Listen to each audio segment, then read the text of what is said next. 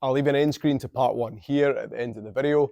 Now, in this video, I'm going to go through another 12 training hacks or bits of kit that's going to make your life far easier when you go to the gym. Now, I did cover this one in the first video, but I failed to talk about how to unload the other side. But you can use like a smaller plate just to roll up. This is just going to help you in terms of taking plates on and off.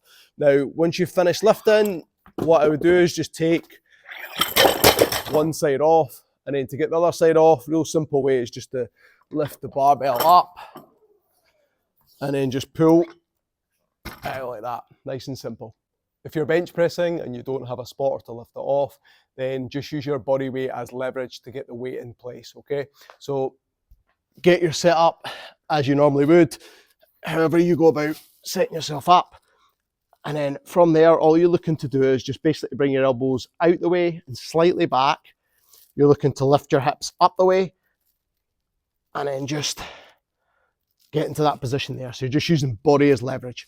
Now, it's probably unlikely that your gym's going to have a 50 kilo plate, but in case it does, usually it's around the leg press area. But sometimes these can be a bit of a nightmare. Sometimes they can fall on the floor, and then it can be a bit of a nightmare getting them up just because they're so heavy, okay? So if that's the case, I would just get a barbell, plonk it in there, and then you can just wedge it up, nice and simple. So putting on a knee sleeve can be a pretty tough task, especially if you've got hairy, sweaty legs.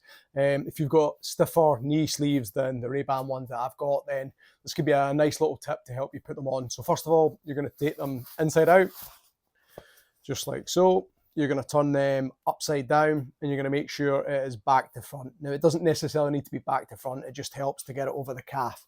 What you're going to look to do is just bring it up to your calf, then slide it around like so. Take it up to wherever you want it, and then all you're going to look to do is grab the bottom and then pull it up, and then it should be in a pretty good place in terms of being on the knee, okay? And then when you're finished your lifting set and you want to take it off, it's just the opposite back. Pull from the top and then slide off, nice and simple. Now, you want to make sure that your gym has access to mini plates. Now, in most commercial gyms, they're actually starting to get a lot better and they do have mini plates. If you don't, then you can invest your own. You can potentially take them into the gym. Now, I'm very lucky. I've got an access to a bunch of different mini plates, okay? Now, usually when you go to the gym, you access to 2.5 kilo plates or 1.25 kilo plates, okay?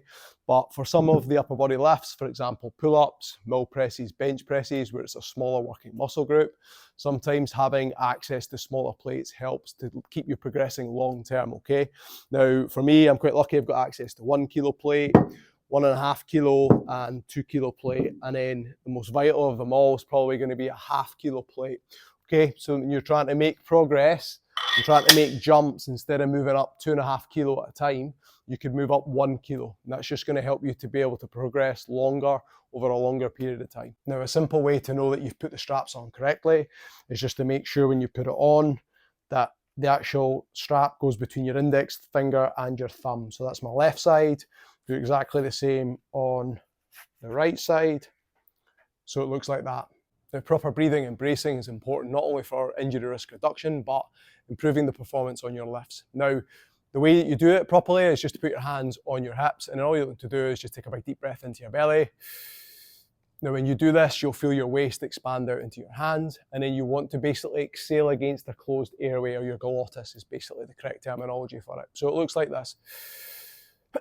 Now, when you do this, you'll feel your abdominals contract. Now, I saw a tip from another YouTube video that I really like, is to say the word hic and then just hold the CK at the end. So it looks like this. And then just hold that position, you'll feel it contract. So for example, if I was going to do it on the deadlift, I would get myself set in position there.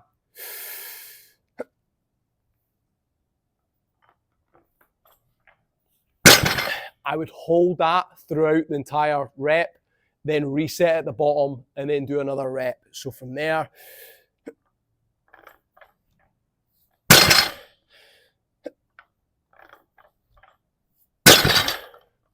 now again, this applies to any of the lifts, squats, pull-ups, bench presses, dips, mill presses, okay?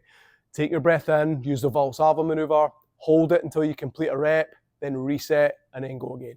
Whenever you're lifting, you definitely want to make sure that you have a focal point out in front of you. Now, this will change depending on the lift that you're doing. So for example, with the mill press, you probably want to pick a point straight ahead on the wall. If you're a low bar back squatter, you probably want to pick a point 4 or 5 meters out in front of you.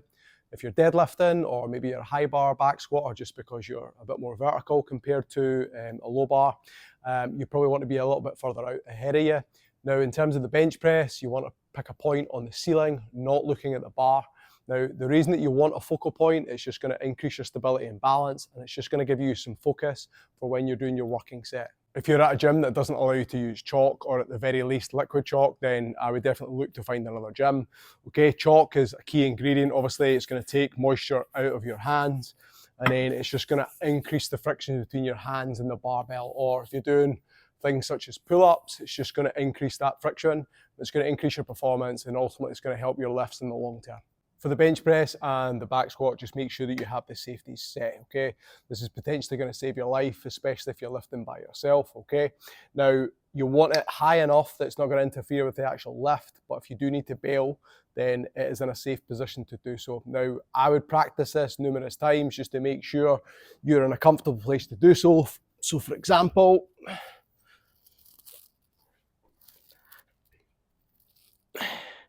like I say, it's high enough that it's not interfering with my set.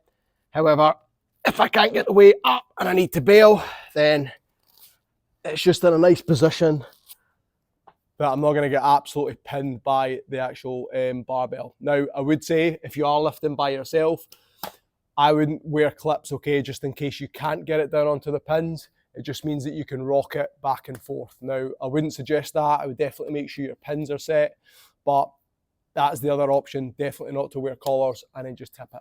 Again, for the squat, you want the safety pins set up high enough that it's not going to interfere with your actual lift. But if you do need to eventually bail, you can't actually get up.